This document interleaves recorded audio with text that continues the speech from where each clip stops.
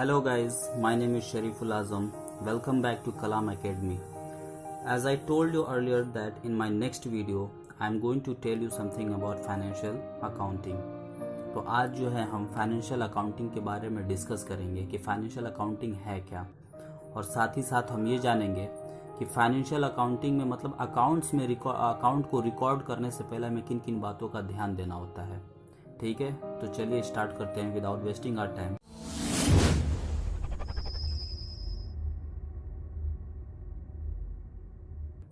आप जैसा कि देख रहे होंगे कि मैंने पहले से यहाँ पे लिख रखा है ताकि आपका भी टाइम बचे और मेरा भी टाइम बचे। If you want to write, then please pause the video and write it. It is a commonly termed as accounting. The American Institute of Certified Public Accountants defines accounting as an art of recording. ये एक American institute of certified public accountant है। जैसे कि India में chartered accountant होता है, वैसे ही America में सीपीए होता है। ये भी एक प्रोफेशंस है, जैसे कि सीए प्रोफेशंस इंडिया में है। ये चार्टेड अकाउंटेंट है और ये सर्टिफाइड पब्लिक अकाउंटेंट है। तो सर्टिफाइड पब्लिक अकाउंटेंट ने ये डेफिनेशन दिया है कि अकाउंटिंग है क्या। Accounting is an art of recording, classifying and summarising. इसका वर्गीकरण करना प्लस हम उसको क्रमबद्ध में जो है उसको रिकॉर्ड करते हैं in a significant manner and in terms of money. जो भी हमारा ट्रांजेक्शन्स होता है उसको हम मनी में पहले मेजर करते हैं, उसकी वैल्यू को, फिर उसके बाद से हम जो है अपने बुक्स ऑफ अकाउंट में उसको रिकॉर्ड करते हैं। Transaction and events which are in a part at least of a financial character and interpreting the result thereof. जो हमारा ट्रांजेक्शन्स होगा उसको हम रिकॉर्ड करेंगे, ठीक है। और इवेंट्स क्या है? इवेंट्स वो है जो हमारा बिजनेस का पोजीशन बताता है, जैसे कि balance sheet, trading and profit and loss account. These are events, okay. दूसरा हम जानेंगे, अब हम ये जानेंगे कि जो है रिकॉर्ड करने से पहले हमें किन किन बातों पे ध्यान देना चाहिए। The first step in the cycle of accounting is to identifying transactions. Transactions को पहले हम आइडेंटिफाई करेंगे क्या कि हमारा ट्रांजेक्शंस किस नेचर का है।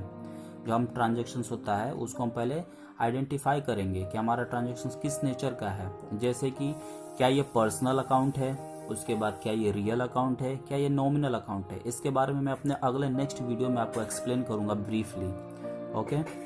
उसके बाद say that will find place in a book of accounting. Identifying transactions को आइडेंटिफाई करना, उसके बाद से हम बुक्स ऑफ अकाउंट्स में उसको रिकॉर्ड करेंगे। Transactions having financial impact only are to be recorded. हम वो उन्हीं ट्रांजेक्शंस को रिकॉर्ड करेंगे जो हमारे फाइनेंशियल स्टेटमेंट पे इम्पैक्ट डाल रहा हो। Secondly, the recording of the business transactions is done based on the golden rule of accounting in a systematic manner। जो हम अकाउंट्स को, जो हमारे ट्रांजेक्शन्स होते हैं उन्हें बुक्स ऑफ अकाउंट्स में जब हम रिकॉर्ड करते हैं तो वो एक रूल के अंतर्गत हम जो है उसको रिकॉर्ड करते हैं। This is called golden rule.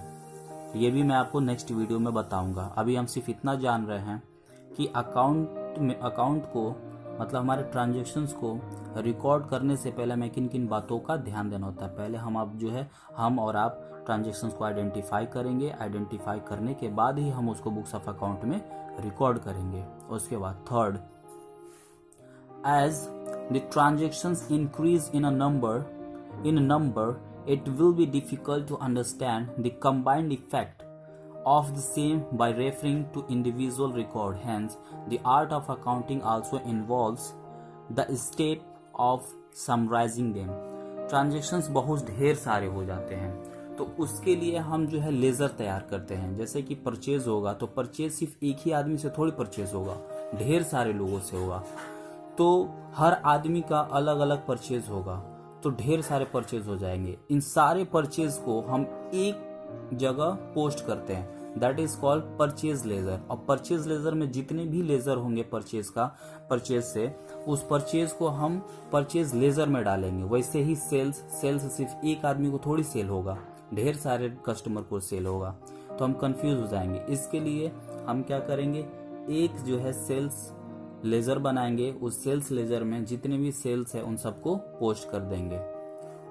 और फिर उसके बाद से कैश पेमेंट होता है। जितने भी कैश पेमेंट हैं ठीक है, उस कैश को कैश लेजर में डालेंगे। उसके बाद से आते हैं lastly the accounting process provide the users with a statement which will describe what has happened to the business। Last ये होता है कि हम अपने बिजनेसमैन को फाइनेंशियल स्टेटमेंट के द्वारा बताते हैं कि हमारा बिजनेस किस पोजीशन पे है, और वो कौन बताता है? Trading, profit and loss and balance sheet. ये हमें बताता है कि हमारा बिजनेस का पोजीशन है क्या। इसी बेस्ड पे हमारा जो बिजनेस का एंटरप्रेन्योर है वो डिसीजन लेता है कि हमें अपने बिजनेस में और क्या सुधार लाना है, जैसे हमारा बिजनेस और ग्रो करे, और भी सारी चीज़ होती हैं। तो हमारा नेक्स्ट जो है टॉपिक होगा बुक कीपिंग के बारे में मैं आपको बताऊंगा। उसके बाद से हम लेज़र के बारे में जानेंगे, और हो सकता है गोल्डन रूल्स के बारे में भी मैं आपको बताऊं। आई होप आपको ये चीज़ें समझ में आई हो, और अगर सब अच्छा लगा हो तो please like the video and subscribe the channel, and don't forget to share with your friends. Till then, Shabba Khair and bye bye, take care.